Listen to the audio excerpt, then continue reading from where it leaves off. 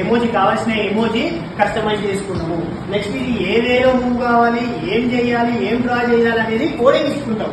Coding ఇచ్చుకున్నప్పుడు అప్పుడు అది move అవుతుంది.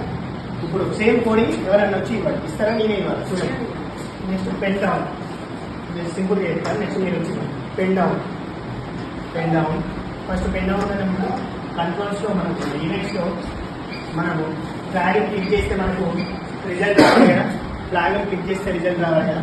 ఫ్లాగ్ క్లిక్ చేస్తే రిజల్ట్ ఉంటుంది. పెన్ డౌన్ దీనిలో మోషన్లో move 100 steps, same move 100 steps, turn left 90 degrees,